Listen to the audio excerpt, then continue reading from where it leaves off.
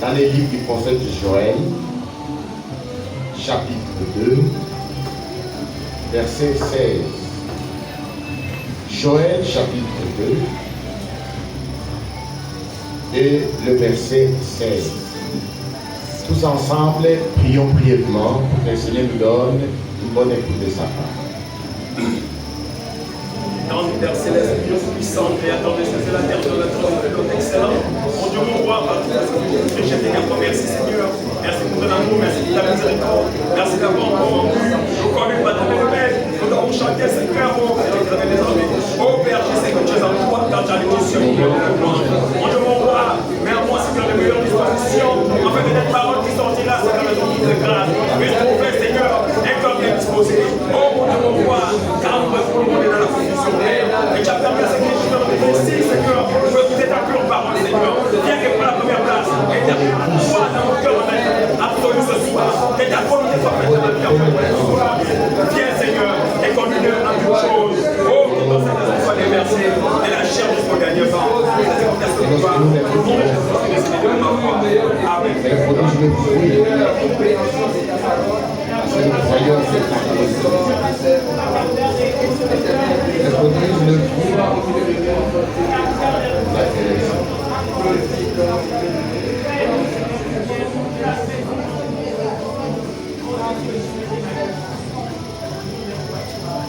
Adorable Père Céleste, Dieu Tout-Puissant, nous te sommes infiniment reconnaissants ce soir pour le merveilleux privilège que tu nous donnes de pouvoir nous tenir en ta présence. Nous venons de chanter à ton honneur. Le bon moment est arrivé où nous nous approchons de ta sainte et précieuse parole. Cette parole est puissante. Cette parole est efficace. Cette parole est plus pénétrante qu'il n'est plus quelconque à double tranchant. Amen. Cette parole a le pouvoir de transformer. Cette parole est la sémence originelle. Nous voulons, Seigneur, que quand il sera proclamé, qu'elle tombe dans la bonne terre. Amen. Qu'elle produise le fruit pour lequel elle a été envoyée. Amen. Dispose notre entendement. Donne-nous un bon entendement spirituel. Nous condamnons tout esprit qui ne confesse pas ton nom. Nous prions que le glorieux Saint-Esprit prenne le plein contrôle de cette réunion. Comme il est écrit, ils seront tous enseignés de Dieu. Accorde-les, Seigneur, pour notre édification et pour la gloire de ton nom, au nom de notre Seigneur Jésus-Christ. Amen. Amen. Joël chapitre 2, verset 16. Assemblez le peuple, formez une sainte réunion. Amen. Assemblez les vieillards. Amen. Assemblez les enfants. Même les nourrissons à la mamelle. Que le pousseau de sa demeure et l'épouse de sa chambre. Amen. Que Dieu ajoute la bénédiction à la lecture de sa parole. Amen. Asseyez-vous, s'il vous plaît. Nous parlons de plusieurs sur reconnaître ce que Dieu est en train de faire conformément à sa parole. Hier, nous avons insisté sur le fait que ça ne sert à rien de parler de ce que Dieu a fait du temps de Noé. Ça ne sert à rien de parler de ce que Dieu a fait du temps de Moïse, du temps de Josué, du temps de Jésus-Christ, du temps des apôtres. Si nous ne savons pas reconnaître ce que Dieu est en train de faire maintenant, conformément à sa parole. Amen. Amen. Beaucoup glorifient Dieu de ce qu'il a fait dans les temps passés. Beaucoup glorifient Dieu de ce qu'il fera dans le futur. Mais très peu reconnaissent ce que Dieu est en train de faire dans les jours. Amen. Voilà pourquoi Frère Branham a prêché tout un sermon intitulé « Reconnaissez les jours et son message ». Amen. C'est très important de reconnaître ce que Dieu est en train de faire dans votre jour, conformément à sa parole, conformément à sa parole de promesse. Les passages de l'Écriture que nous venons de lire est tiré du livre du prophète Joël. Le livre de Joël, au premier chapitre, le prophète parle des signes précurseurs du jour de l'Éternel. Amen. Et nous avons parlé sur les jours de l'Éternel. Il y a la différence entre les jours de l'homme et les jours de l'Éternel. Nous vivons dans les jours de l'homme. On parle des droits de l'homme. On parle des droits des enfants. On parle des droits de la femme. Nous vivons dans les jours de l'homme. Parce que Dieu a départi à l'humanité 6 jours. Et le 7e jour, c'est le jour du sabbat. Amen. Il a sanctifié le 7e jour. C'est prophétique. Devant Dieu, un jour est comme 1000 ans. 1000 ans comme un jour. Nous comprenons. Et depuis que le premier homme, Adam, a été placé sur la terre, jusqu'à ce soir, 6000 ans sont derrière nous. Donc il reste un jour. Et les un jour qui reste, c'est le jour de l'Éternel. C'est le jour du Seigneur. Ce n'est pas un jour de 24 heures. C'est un millénaire. Amen. Amen. Amen. Et les prophètes appellent les jours de l'Éternel comme étant les jours de la colère. Pourquoi? Parce que ces jours commencent par l'enlèvement de l'Église du Nouveau Testament et la première résurrection. La première résurrection de tous les saints du Nouveau Testament. Jésus-Christ est ressuscité. Sa résurrection est une garantie pour notre résurrection. Amen. Voilà pourquoi les jours de l'Éternel commencent par l'enlèvement de l'Église et notre réunion avec lui. Il y aura la résurrection des morts en Christ et la transmutation des saints vivants. Amen. Qui changeront de corps et revêtiront des corps d'immortalité. Amen.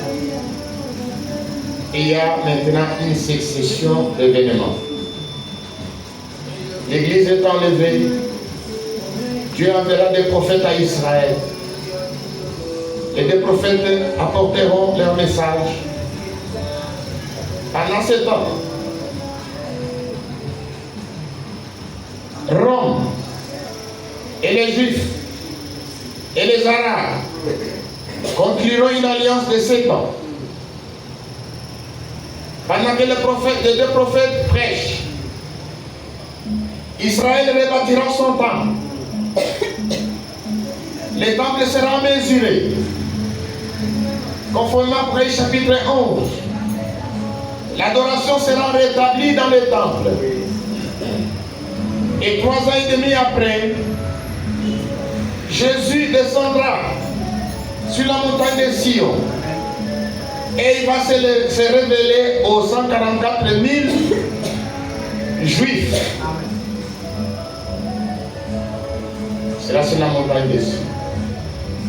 Après, il va se révéler à tout Israël, rassemblé autour du temple.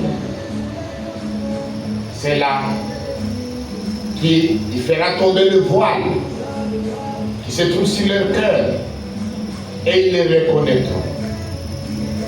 Et toute la nation d'Israël se convertira. Ils recevront l'esprit des supplications et des grâces. C'est-à-dire ils recevront le Saint-Esprit. Tout Israël se convertira en un seul jour. Et finalement, le pape, en fonction à ce temps-là, se rendra à Jérusalem, entrera dans les temples rebâtis, et le Seigneur entrera dans le même temple, et le Seigneur détruira la bête par le souffle de son éclat. C'est alors que l'alliance de 7 ans sera rompue, et il y aura maintenant la persécution des vierges folles, des chrétiens qui auront raté l'enlèvement, et de 144 000.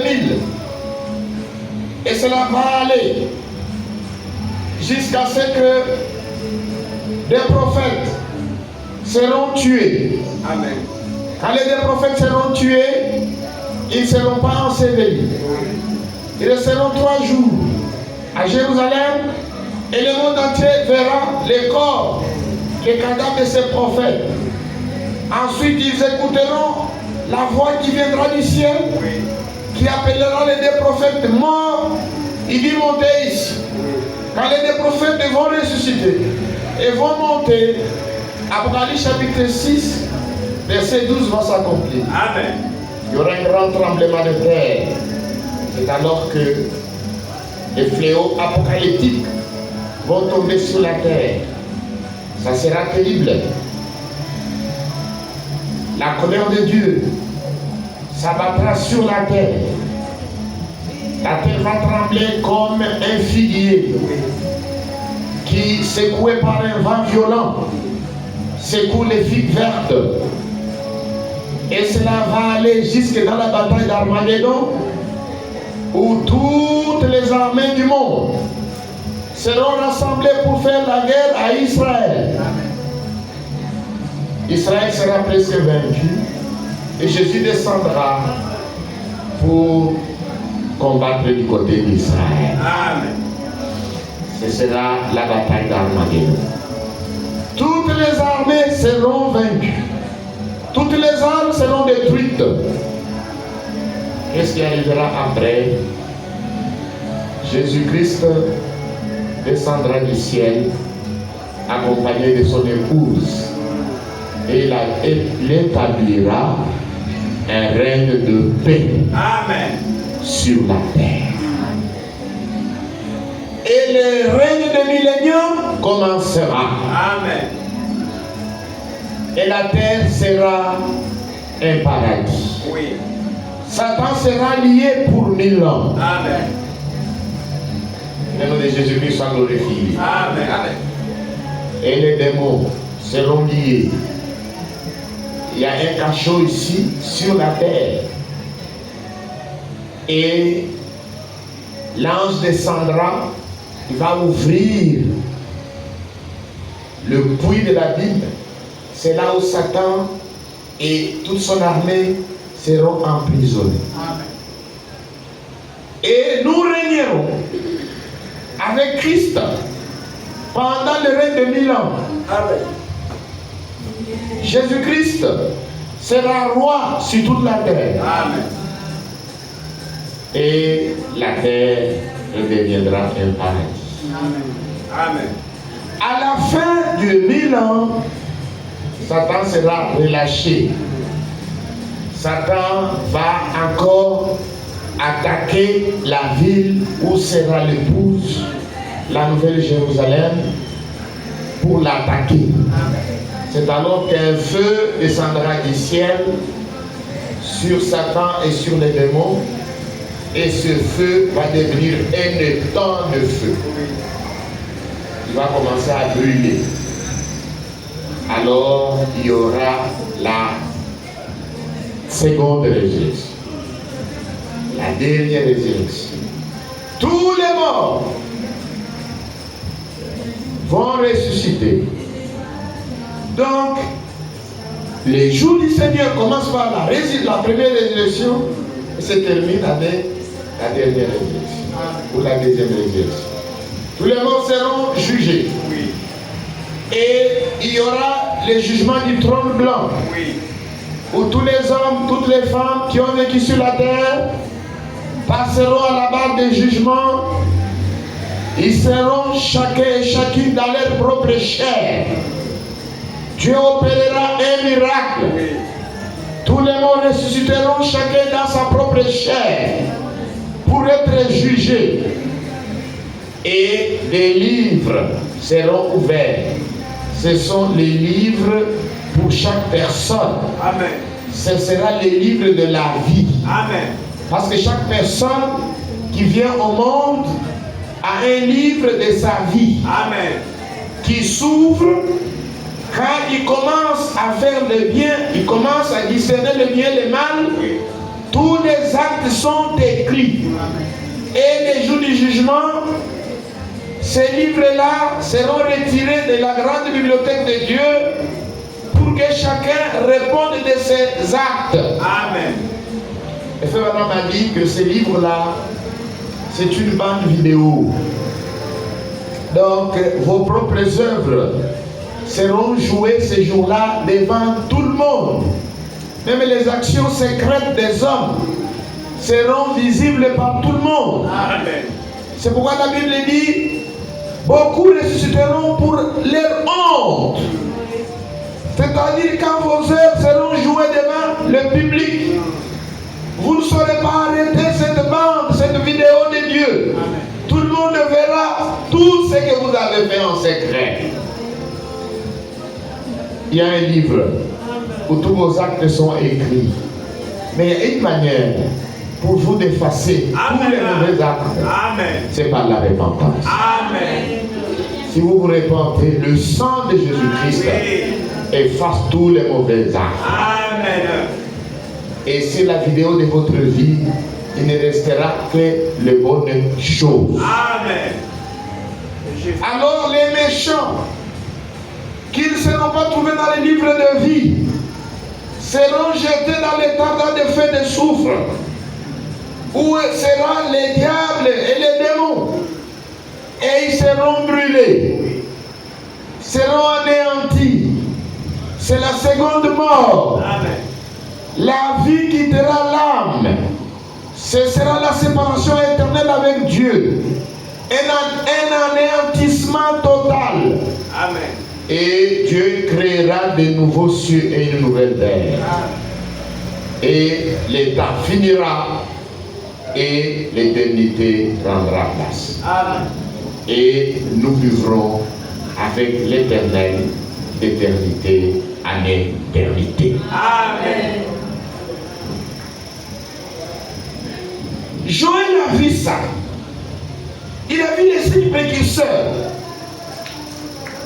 Il a regardé l'état de son peuple. Il a vu que le peuple s'est détourné de Dieu. C'est pourquoi il appelle le peuple à revenir à Dieu. Amen. Revenir à Dieu. Par le jeûne, par la prière. La seule manière de revenir à Dieu, c'est de revenir de tout cœur. Amen. Que le nom de Jésus-Christ soit glorifié. Amen. Est-ce que nous sommes ensemble? Amen. C'est pourquoi Joël convoque. Il convoque. Il y assemblait le peuple. Une sainte convocation. Assembler les nourrissons qui sont à la mamelle. Assembler les enfants. Assembler les vieillards. Les temps sont sérieux. Les jours de l'Éternel approchent. Les jours de l'Éternel commencent par la colère ardente de Dieu. Oui. Ces jours de colère Il faut revenir à Dieu de tout cœur. Amen. Que le nom de Jésus-Christ soit glorifié. Amen. La raison pour laquelle l'église de Jésus-Christ ne passera pas par la grande tribulation. Non, pas du tout. Dieu a préparé un moyen de faire échapper l'épouse. Amen. L'épouse sera enlevée. Amen. Et sera cachée dans la nouvelle Jérusalem. Oui. Pendant que la colère de Dieu s'abattra sur la terre, l'épouse de Jésus-Christ sera au festin des noces de l'agneau. Amen. Dans la nouvelle Jérusalem. Un festin, un banquet de noces sera préparé. Il y aura un grand défilé où nous serons couronnés. Amen. Amen. Amen. C'est pourquoi la Bible dit, si nous souffrons aujourd'hui avec lui, de notre côté, nous régnerons avec lui. Amen. Nous devons accepter la souffrance du temps présent. Paul dit, la souffrance du temps présent ne pourra pas être comparée à la gloire à venir. Amen. Est-ce que nous sommes ensemble? Amen. Je vais dire ça. Romains chapitre 8. Verset 18. J'estime que les souffrances du temps présent ne sauraient être comparées à la gloire à venir, qui sera révélée pour nous. Amen. Amen. Paul estime que les souffrances du temps présent, que les déceptions du temps présent, que les injustices du temps présent, que les maladies du temps présent, que les épreuves du temps présent, que le chômage du temps présent ne saurait être comparé à la gloire à venir qui sera révélée pour nous. Que le nom de Jésus-Christ soit glorifié. Bien-aimés frères, cette prophétie de Joël nous concerne aussi. Parce que nous savons que nous vivons maintenant les derniers instants du temps de la fin. Amen. Juste avant le retour de Jésus-Christ. Amen. Amen. Des signes de temps de trouble. Il y a des signes précurseurs qui ont été prédits par notre Seigneur Jésus-Christ. Dans Matthieu chapitre 24, le Seigneur a prédit des choses que nous voyons de nos jours. Au verset 6 jusqu'à 8. Vous entendrez parler de guerre et de bruit de guerre. Gardez-vous d'être troublés, car il faut que ces choses arrivent, mais ce ne sera pas encore la fin. Amen. Nous n'attendons pas la fin du monde. Oui. La fin du monde, il y a encore 1000 ans devant. Nous attendons le retour de Jésus-Christ. Amen. Une nation s'élèvera contre une nation, un royaume contre un royaume. Il y aura un hiver de famine et des tremblements de terre. Tout sera et sera que le commencement des douleurs. Plusieurs faux prophètes au verset 11 s'élèveront et séduiront beaucoup de gens. Et parce que l'iniquité se sera accrue, la charité du plus grand nombre se refroidira. Verset 14. Cette bonne nouvelle du royaume sera prêchée dans le monde entier. Vous serez des témoignages sur toutes les nations, alors viendra la fin. Amen. Verset 32.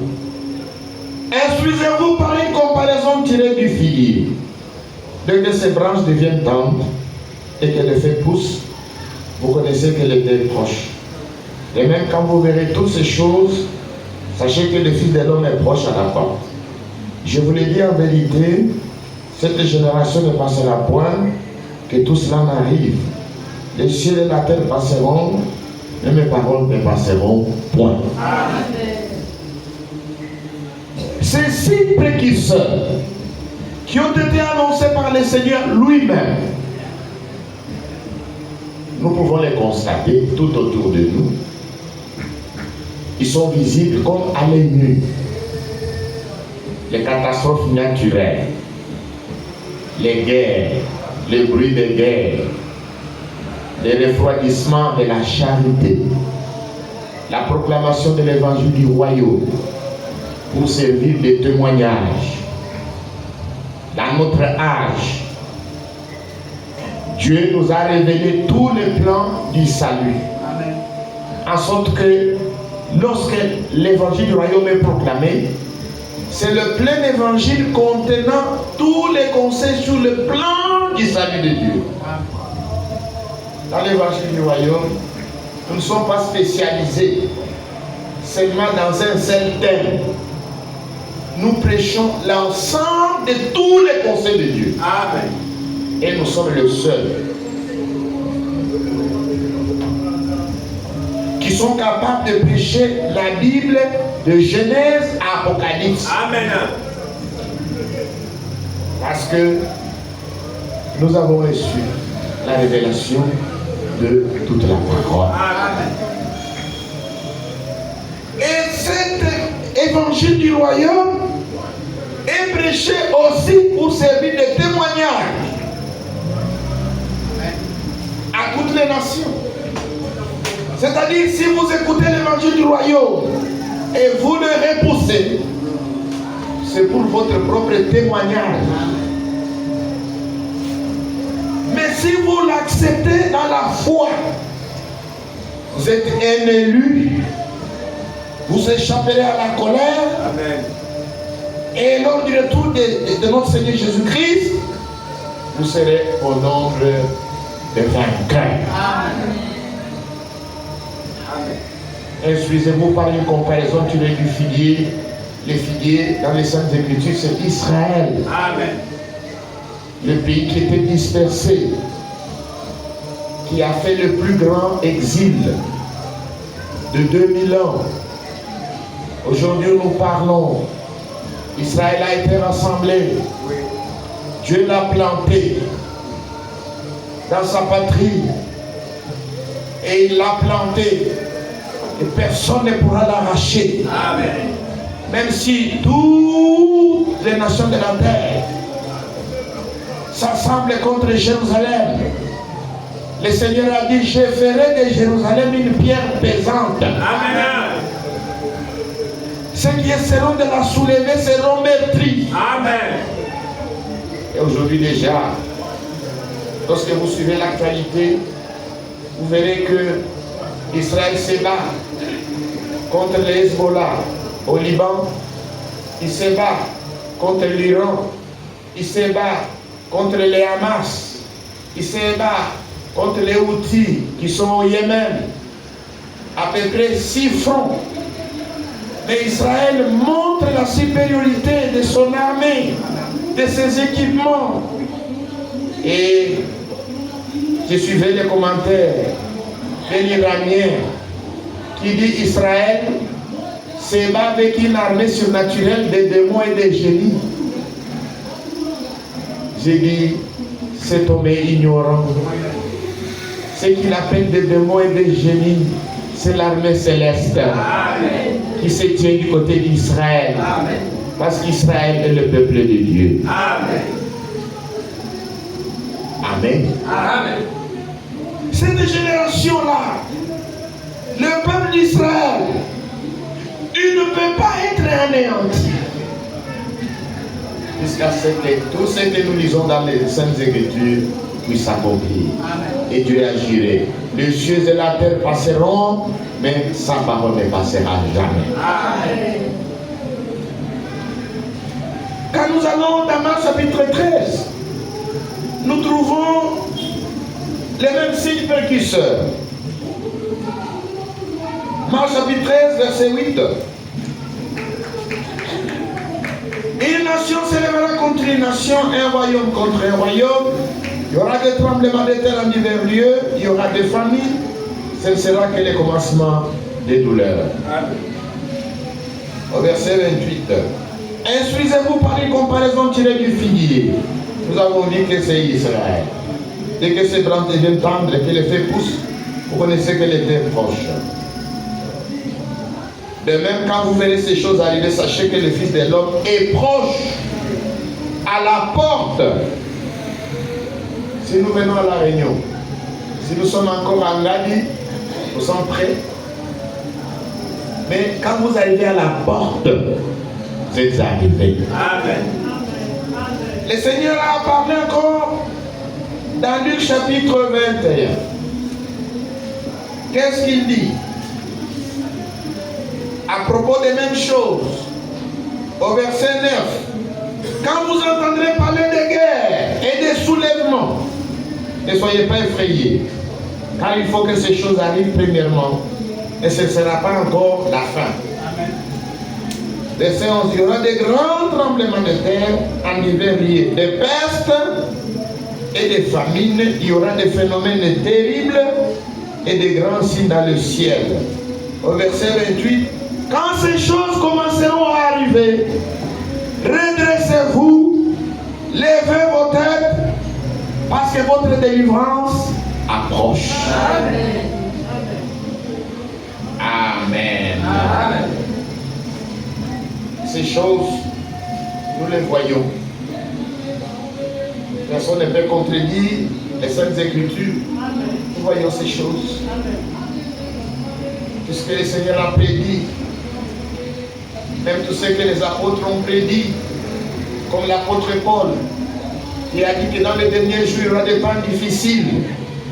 Nous, on a ces temps difficiles. Les hommes seront égoïstes, amis de l'argent, blasphémateurs, fanfarons, hautains, rebelles à leurs parents. Nous voyons tout cela. Dans les derniers jours, les gens abandonneront la saine doctrine. Ils se donneront une foule de docteurs. Oui. Ils auront la démangeaison, d'entendre des choses agréables. À cause de cela, ils se donneront une foule de docteurs. Amen. Amen. C'est ce qui arrive aujourd'hui. Les prédicateurs qui a beaucoup de succès, c'est celui qui s'autoproclame prophète. Et dans notre ville de Port-Gentil, la ville est pleine de prophètes. Amen.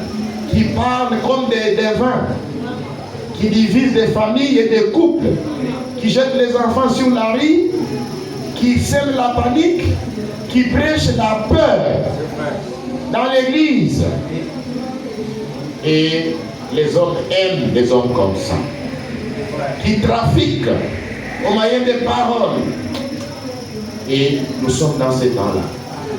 Il dit plusieurs faux prophètes s'élèveront et ils séduiront beaucoup de gens. Amen. Et aujourd'hui, beaucoup de gens sont séduits par ces faux prophètes qui parlent du n'importe quoi. Amen. Mais ce qui nous concerne, nous en tant qu'Église de Jésus-Christ, nous avons une promesse principale avant le retour de Jésus-Christ. Amen.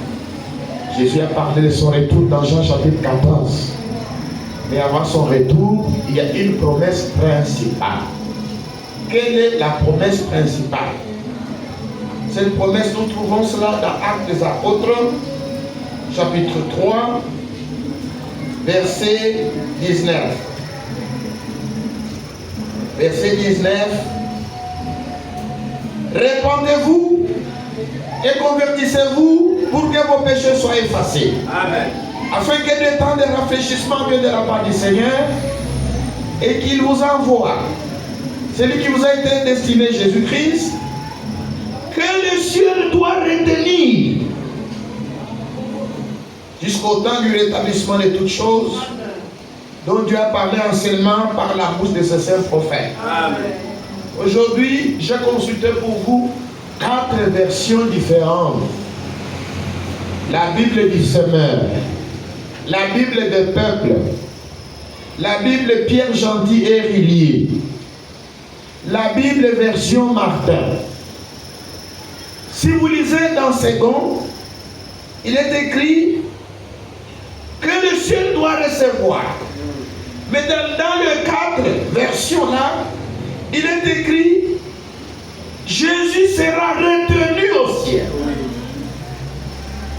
Jésus sera contenu au ciel. Jésus sera retenu au ciel jusqu'au temps du rétablissement de toutes choses. Amen. Jésus est retenu au ciel jusqu'au temps du rétablissement de toutes les choses. Amen. Donc il y a le rétablissement qui vient avant le retour de Jésus-Christ. Amen. Et pour parler du rétablissement, Jésus a confirmé cela dans Matthieu chapitre 11. Matthieu chapitre 17 verset 11. Jésus a confirmé cela. Qu'est-ce qu'il a dit? Il répondit, il est vrai qu'Élie doit venir et rétablir toutes choses. Amen. Mais je vous dis, Élie est déjà venu. Ils ne l'ont pas reconnu, qu'ils l'ont traité comme ils ont voulu. De même, le Fils de l'homme souffrira de leur part. Les disciples comprirent alors qu'il leur parlait de Jean-Baptiste. Donc, avant le retour de Jésus-Christ, Jésus-Christ sera retenu au ciel jusqu'au temps du rétablissement. Et Élie doit venir pour rétablir toutes choses. Il y a eu un Élie le Tisbite qui a ramené le peuple d'Israël à leur Dieu du temps d'Akab. Parce que le peuple était dans la confusion. Akab avait épousé une païenne appelée Jézabel, qui avait entraîné le peuple dans l'idolâtrie, qui avait érigé des temples de Baal et d'Astarté. Et en Israël, il y avait aussi les temples de Dieu. Maintenant, le peuple allait dans les temples de Dieu. Ensuite, ils allaient adorer dans les temples de Baal. Et ils pensaient que c'était la même chose. C'est pourquoi Dieu a suscité un prophète Élie. Et il a convoqué le peuple à la montagne de Carmel. Et il a suscité une confrontation entre les faux dieux et le véritable. Et les faux dieux ont été confondus. Et le véritable Dieu a répondu par le feu. Et le peuple fut ramené. Amen. Quand vous lisez attentivement dans 1 Roi chapitre 18, vous verrez que pour ramener le peuple, Élie a rétabli l'autel. Amen. Donc il y a eu un rétablissement et ensuite le peuple a été ramené. Amen. À la véritable adoration, au véritable Dieu. Mais ici Jésus dit, Élie doit venir rétablir toutes choses. Élie est déjà venu. Et beaucoup pensent que Élie qui a été promis, c'est uniquement Jean-Baptiste. Jean-Baptiste, il est venu selon Luc, chapitre 1, verset 16. Il ramènera plusieurs de fils d'Israël au Seigneur leur Dieu. Il marchera devant Dieu avec l'esprit et la puissance d'Élie pour ramener le cœur de père vers les enfants et les rebelles à la sagesse des justes, afin de préparer au Seigneur un peuple prêt. C'est-à-dire bien disposé. C'est ce que Jean-Baptiste a fait comme travail. Il a préparé, il a ramené les enfants d'Israël à leur Dieu. Amen.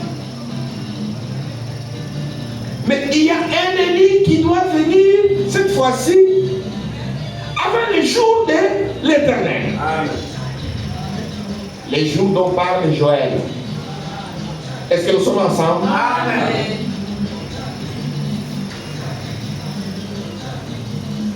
Et cela, c'est dans Malachie chapitre 4. Amen. Ça, c'est la principale promesse pour notre temps. Amen. Malachie chapitre 4, verset 5. Voici, je vous enverrai Élie, Amen. le prophète, avant que le jour de l'Éternel arrive. Ce jour grand et redoutable. Amen. Il ramènera le cœur de père à leurs enfants. Celui-là, c'est Jean-Baptiste. Et le cœur des enfants à leur père. Celui-là, c'est William Branham. Amen. De peur que je vienne frapper le pays d'interdit. Amen. Bien-aimés frères, c'est bien de parler de Paul, de Pierre, de Moïse. C'est bien de parler de tous ces anciens prophètes, de tous les apôtres. Mais Dieu ne s'est pas arrêté avec ses apôtres. Il y a le aujourd'hui. Oui, amen. Vous devez prendre part à ce que Dieu fait aujourd'hui. Amen. Dans notre génération, Dieu a envoyé un prophète, oint par l'esprit d'Élie, pour ramener le cœur des enfants à la foi des pères apostoliques. Amen. Donc dans notre génération, comme Isaac, il y a des enfants de la promesse. Amen. Est-ce que nous sommes ensemble? Amen. Les enfants de la promesse naissent en vertu de la parole de la promesse. Amen. Comme vous et moi. Amen. Amen. C'est en vertu de la parole de la promesse que nous sommes rassemblés. Amen. Amen. Assembler le peuple. Nous sommes assemblés en vertu d'une parole de la promesse. Et nous sommes les enfants de la promesse. Amen. Qui sont ramenés Oui. à la foi des pères apostoliques. Amen. À la doctrine apostolique. Amen. Alléluia. Amen. C'est pourquoi la parole de Dieu que vous suivez, que vous entendez, c'est la parole de la promesse. Amen. Pour les enfants de la promesse. Amen. C'est une sainte convocation. Amen. Parce que le retour de Jésus est proche. Amen. Jésus ne viendra pas prendre une femme prostituée. Amen. Jésus viendra chercher une épouse. Amen. Il est l'époux par homme. Amen. Amen. Et il viendra recevoir une épouse par homme. Alléluia. Le nom de Jésus soit glorifié. Amen. C'est pourquoi quand vous lisez dans Matthieu chapitre 25, vous trouvez la parabole de vierges. Donc il y a des vierges folles et des vierges sages. Les vierges sages ont des lampes et de l'huile.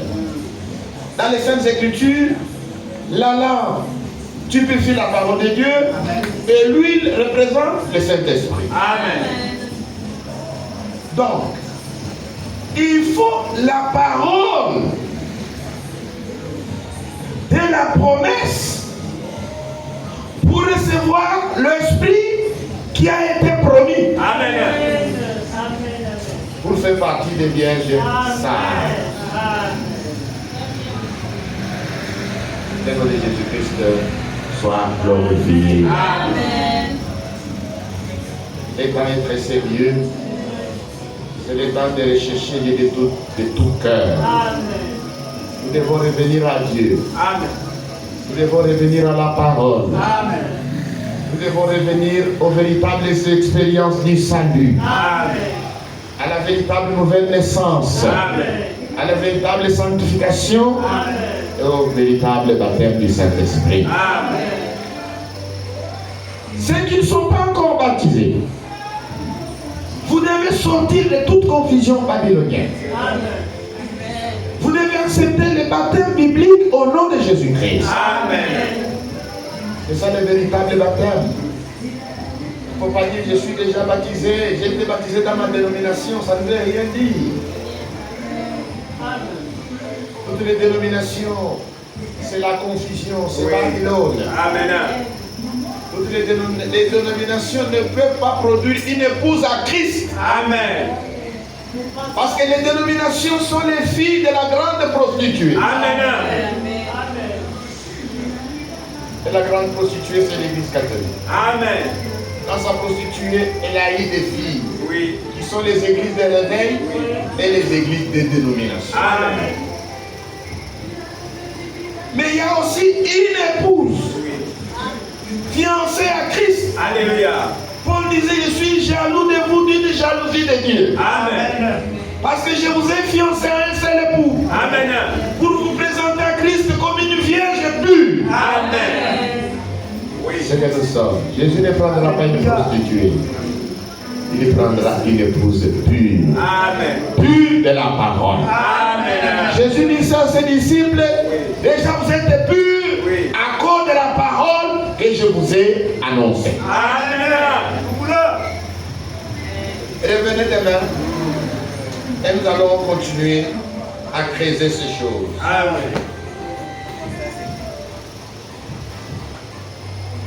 13. Nous venons de l'Est et d'Ouest. Nous venons de lointain pays. À la